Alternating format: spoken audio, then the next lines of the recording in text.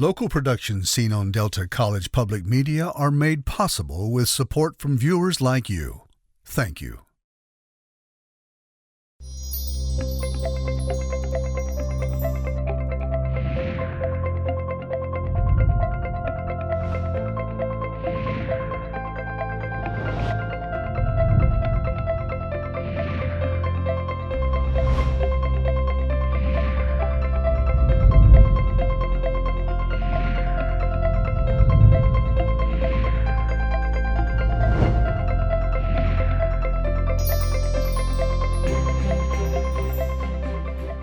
Hello, everyone. Welcome to Junia Doan's Spark.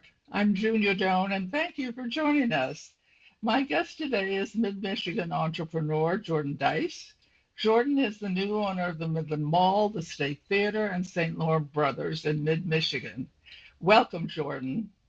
Tell me your vision for the Midland Mall. Well, it's been quite the challenge. It's been about a year since I acquired it, and I had put quite a bit of thought into it. Had looked at all the other malls in mid-Michigan and came to the conclusion that Midland Mall had the best opportunity and the most going for it. My vision is to preserve the shopping experience that we have here, as well as increase that. But I think it's important to combine it with a fair amount of entertainment, things for people and families to come see and do. And we have a fair amount of that here with we're bringing a new play place in that's going to be a multi-story, 4-story play place that we're constructing that should be done by the end of the year. We've brought in a lot of new restaurants and food vendors. Our food court is getting close to 100%. We have the most successful and operating food court north of Detroit. With options, very diverse menu options, including Vietnamese, Egyptian, Mediterranean food, Japanese, Chinese, as well as, some American options. We have a pretty good cafe, as well as a ice cream shop opening and baked goods. So there's a lot of food options here that you won't, see at other malls. A lot of the other malls here in mid-Michigan don't even have a food court anymore. So that was important. We bring in a fair amount of that type of traffic. And with our new play place coming, it'll attract, I think, a lot of families because, the size of this will hold between 100 and 200 children. We have one of the advantages of this mall was our high ceilings. A lot of the other malls, very low ceilings. Here we have very high ceilings. So we were able to, design and be able to construct a pretty significant play place. We have a lot of stores here that I think do well, even in the digital era. Hobby Lobby and Ross, Dress for Less, have been the two recent anchor stores to open up here since my acquisition of the mall. This is the only Ross Dress for Less store in the Tri-City, Great Lakes Bay Area. Hobby Lobby has been an important anchor to have opened here last October, and they're now been here a year. These are stores that I think do very well in the digital era because, like in the case of, for example, with Hobby Lobby, people are working on projects, decorating, or whatnot, and they want to get up close and personal to the product. They're not as apt to order that kind of stuff online. So it's really the vision of tying shopping and entertainment and the experience all together. But I think having an operating food court has been an important part of that. I've also taken part in being my own tenant here. St. Laurent Brothers is a related business of mine and that I acquired shortly after acquiring the mall. And we expanded that business to include a second store that we opened up here in the mall. And that's been a real big hit as well. I have two major questions for you. One is, how did you finance all this? Well, I've been, working for 22 years now. I started my first business 20 years ago, back in 2004. And I've just had a lifetime of working real hard and knowing how to budget things and keep good cash flow and operate profitable businesses. So I was fortunate enough to be able to do these deals myself. That was one of the themes of the mall deal, because so many malls have multiple investors or are owned by, very large investment companies that don't have the luxury of focusing on one property or one mall as I do. So I was able to acquire this myself and be able to, put my full effort and focus into it without having to worry about investors or partners or whatnot. Boy, you are a visionary. And how did you learn, or who helps you decide what kind of um, types of business ought to be in the mall? Or do you have an advisor? How did you teach yourself that? Because what I read about you, you like to be self-taught a lot. You like to understand process. Yes, I mean, I'm basically self-taught my entire career. I've certainly relied on others along the way, but if I find somebody that knows something I don't, I'll ask questions. I'll try to extract as much information as I can from various different sources, whether that be other people or through research. Obviously, the internet these days is very helpful. You can pretty much look up and learn about just about anything you want. So I basically just have had over 20 years of being very proactive and staying on top of things and learning and absorbing as much as I can. I think a key attribute to my success is paying attention to detail. I find, especially in today's world, so many people don't pay attention to the details around them. They're just oblivious to what's really going on. And I think a key trait to being successful, and especially taking on a venture of this size, is you have to pay attention to details. You have to learn what you don't know. You have to, dig deep into things, and you have to have an open mind to evaluate what's really going on and not always jump to conclusions. So I think my knowledge is really just a collection of the research and the information that I've been able to understand and extract from others. I ask a lot of questions. I talk to a lot of people, and try to learn what others are looking for really when it came to the mall. Does the awareness or the detail extend to aesthetics, to color, to design? Yeah, that's certainly a part of it as well, and we have started more recently focusing on some of the design aspects of the mall. I mean, even as simple as the color theme, we've started repainting and recoloring areas of it, and we have much more plans with that as well. When I first got here, we immediately started focusing on landscaping. It had been many years since the prior owners or prior maintenance team really did anything with the outside. I felt the outside was more important than even the inside, because I think, people really, they get that first impression when they drive by. And when they drive by a mall and the parking lot doesn't look good and the trees are all overgrown and the property doesn't look very well kept, they immediately make a judgment, and they may not even go into the property. And I had found, in talking to a lot of the people here in the community, there's been many people that haven't even been to the mall in years, because they just felt it. It looked like it was getting run down, or it wasn't being cared for. So I immediately focused on the outside, and we still have more work to do on the outside. It's a very big property, 33 acres of land that makes up the entire mall property. So it's a lot of outdoor area to care for. But we've started in the last few months focusing more seriously on the inside look as well, and we have plenty more to do with that.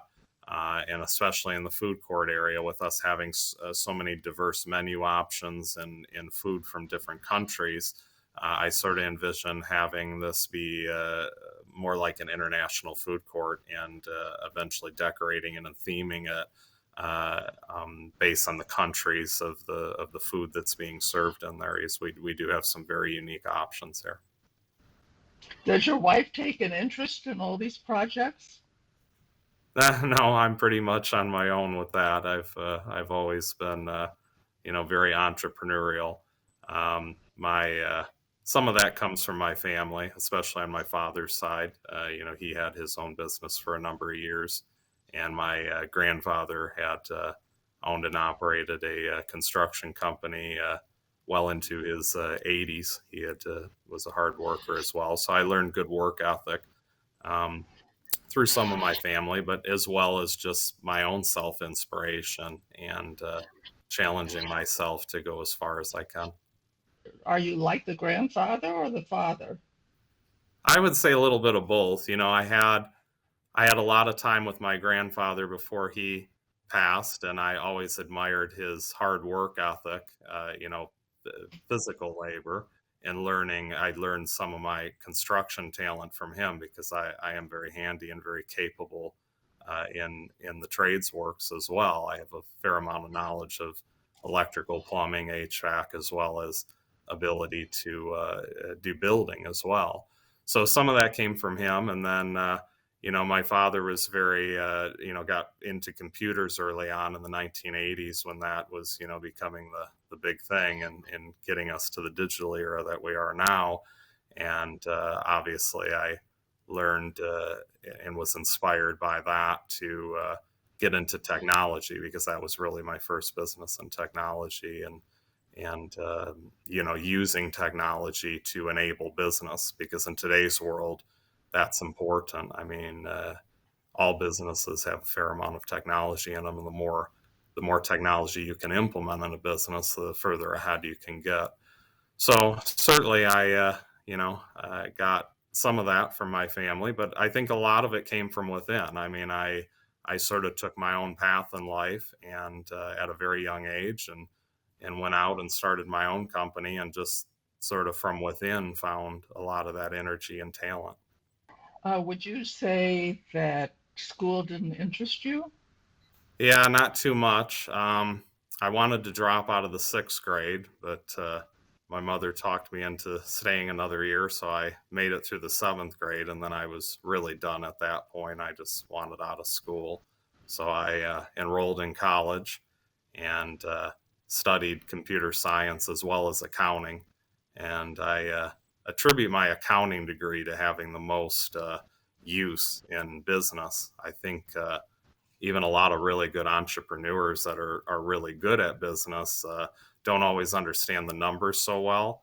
And I think having a background in accounting, understanding how to balance a budget, understanding financial statements, how to assemble that information, and how to really dig deep into a company's accounting is key rather than having to always be advised by outsiders of what's going on because the numbers in a business are very specific to the business, and I don't think anybody will quite understand the business better than the entrepreneur does. So if the entrepreneur is capable of understanding their accounting at a fair level of detail, then I think the two sides go together real well. So I was very glad that I took accounting classes in college. As originally I only was going for computer science, but then some of the class availability was getting hard to get into some of the classes. So then I started studying accounting while I was waiting to get into some of my other core classes. Yeah, you fell into luck. Yeah. Accounting's very important. But I noticed that you got yourself certified in a few different areas, in building and real estate and insurance. So that probably provides you an income stream or a possible income stream. There's been some side income from those professional certifications, but really the reason that I became licensed in real estate, contracting, being building, and insurance was, these were common topics that came up in my businesses. And having the licensing to engage in that professional trade allowed me to self serve or self partake in those parts of the business. So I think it was really just much like what I did with accounting. It was being able to, pair the professional trades and my entrepreneurial interests and overall energy to take a more holistic approach on what I was doing. And that licensing has certainly came in handy, because it's allowed me to engage in those areas of the business, as well as, now owning, one of the biggest properties in Midland County.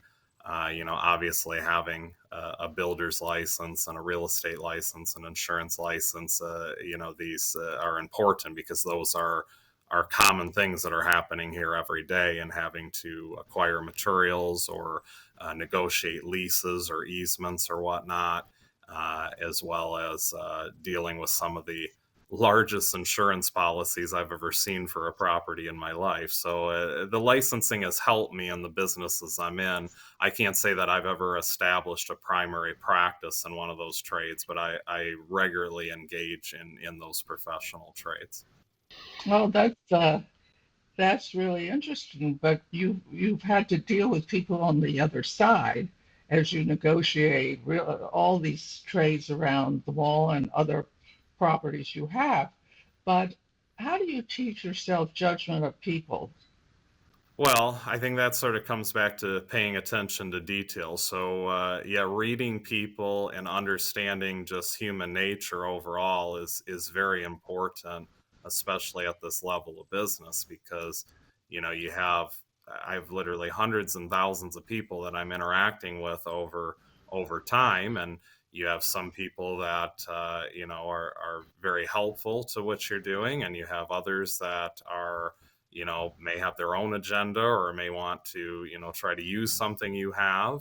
And then, of course, you have people that are deceiving and may want to take advantage of you or whatnot. So, yes, it is very important in this role to be able to quickly determine, I say, based on somebody's nonverbal language. I think, a lot of this happens nonverbally, reading one's body language, reading one's, personality and what their general nature is.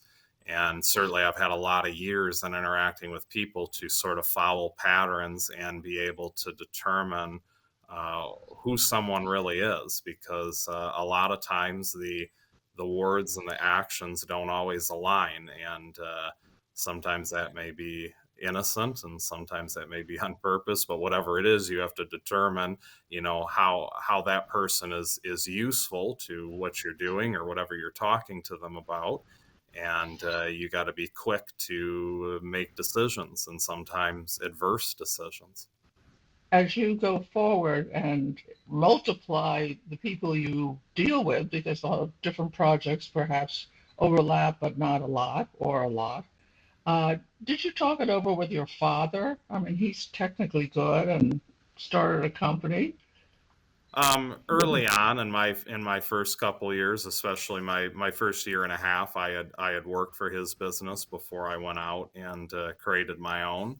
So certainly early on, and as a child, I would go with him on weekends when I was a very young child, like starting when I was about 6 or 7 years old. So I had lots of questions back then, and I would certainly ask him questions, and I would observe what he had going on, and I certainly learned some things that way to have somewhat of a baseline when I went out on my own. I did a fair amount of traveling starting at a young age as well. In his business, he would have to travel the country a lot, trade shows, various conventions. He had customer sites all over the nation, and my mother would sort of follow him and take me along. So I got to see a lot of big cities and go to a lot of places, starting at a very young age while he would be doing business. And I would, sort of get to explore the world that way.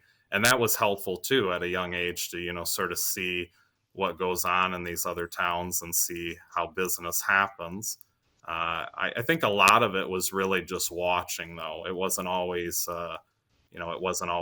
verbalizing it, but just sort of watching what people do, and watching, in the case of his business, what he was doing and what his interactions looked like with others that he was doing business with. I think there's a fair amount of this that's learned non-verbally. And then, of course, there's the subject matters of what you're doing, which can be learned verbally or in writing or whatnot. So I think it's really just all of that coming together. But I think it was important that starting at a young age that, I had to deal with people much older than me. I had to socialize with a lot of different types of people. I think that really gets one out of their shell, for say. And, you got to start figuring things out. You got to start, making decisions and learning how to deal with people. And, that's probably the hardest part is, dealing with the people. So when you started, what was your goal? Well, when I started working, I just wanted to learn as much as I could learn, and just build my talents. When I then went out to create my first business, which was early on as well, when I was 14 years old, I can't say money was ever the driver. And in fact, I've often thought that, in the various businesses I've had, if I was concerned about making money, it seemed like it was harder to make money. And when I wasn't concerned about money, it seemed like the money was easy, like it just sort of happened, like the money found you rather than you having to find the money. So I tend to think that if you're going to really be successful, you have to really focus on your passion and your dream and be doing something that you truly enjoy doing, something that challenges you, something that motivates you. And I tend to think that you shouldn't worry too much about the material part of the success, namely the money. Now, that's not to say that you shouldn't be smart and budget yourself. And like we talked about earlier about my accounting nature, I mean, you need to be smart with money. But I think being too worried about making too much too soon will sort of squash the potential success. Interesting. So what do you think you need to learn now? I think you never stop learning. That's And true. I think the subject of the people, I think there's always more to learn about people. I'm not sure any of us will ever learn entirely of the human element of all of this in the world. So I think there's always more learning to do with people and how to deal with people and how to be more effective in communication. Um, but aside from that, I mean, in the subject matters, I think it's really at this point in my career and at this point in my life, I feel I could take on just about any business because there's commonalities there, right? There's always going to be accounting, there's always going to be these professional trades involved, and there's always going to be an entrepreneurial spirit needed in any business. So for me to now shift gears and take on various other businesses like I've done recently with St. Laurent Brothers or State Theater. These are businesses that, I don't have any prior experience in, but I believe I'm at a good part of my career where it doesn't necessarily matter if I had experience in that particular business or not. I think I'm well suited to handle just about anything and then quickly learn that core business. So that's probably what I'll continue to focus on. I may take on other things in the future that are outside of my current realm of experience, but I believe I'm well positioned to dig into it. I like that you're doing so much in our common area, Michigan. Is that a long-term commitment, or it's just happened to be, say, the mall that made the most sense? No, the local area certainly matters a lot to me. I mean, I've traveled a lot of the country. I've been to so many other big cities. I've been to the majority of the states in the United States. And while I've always enjoyed traveling and everything there is to see, I've always had a deep appreciation to return home and what matters here. I think we have a very beautiful state we live in, and I think our area of Michigan, and in particular, is it's definitely very dear to me. I mean, this is where I grew up. This is where I came from, and I think there's a lot to appreciate about Michigan and particularly mid Michigan. So I like that I'm doing things and investing in businesses that are a substantial part of the local community. And I think I had so many years in the technology business of traveling and doing mostly out of state business, even though I was, home based and located here.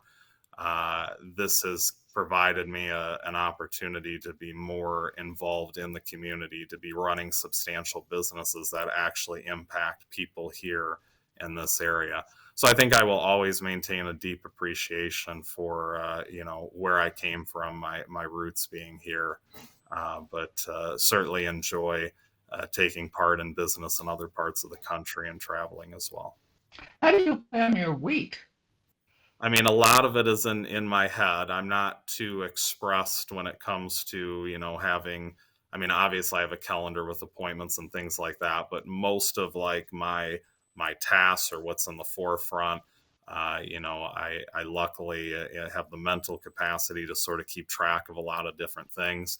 But I do agree that there's a good amount of structure needed. So I typically will start, I view Sunday as the start of a week. I mean, it is technically the first day of a calendar week. So I will sort of use part of my Sunday or sometimes all of my Sunday to know exactly what I'm starting with Monday morning, that being the start of a business week. And really just being on top of your game and knowing what you're doing that week, what you need to accomplish, and following the tasks, understanding priority, what matters, what doesn't matter. Some things can wait a day, some things can wait a week, some things can be long-term or whatnot. But repeatedly thinking through what you're working on. There's not a day or an hour where I'm not having thoughts in my head as to what I'm really doing and what I need to be doing. So thank you, Jordan. It was very interesting, the amount of self-motivation that you could talk your parents into dropping out of school to take other courses is simply remarkable. And the ability to self-teach, as it were, and find what you need to know and to go for concepts that please you. And less decisions, maybe less on money, but very careful. The importance of accounting, the importance of probably health, and being good with people. That's to say, picking good people you're going to work with. We all get burned sometimes, but then you get better. Such an inspiration to all of us. It's a good life, and I thank you for sharing it with us. And as I say every time, go out and do something kind for someone you know and someone you don't know, and do it every day going forward. Thank you. Thank you. I appreciate you having me on the show. To contact Junia, send her an email at juniadonsthespark@gmail.com. For more information, program schedules, and news about future guests, go to www.juniadonthespark.com. Thank you for joining us. See you next time on Junia Doan's The Spark. Local productions seen on Delta College Public Media are made possible with support from viewers like you. Thank you.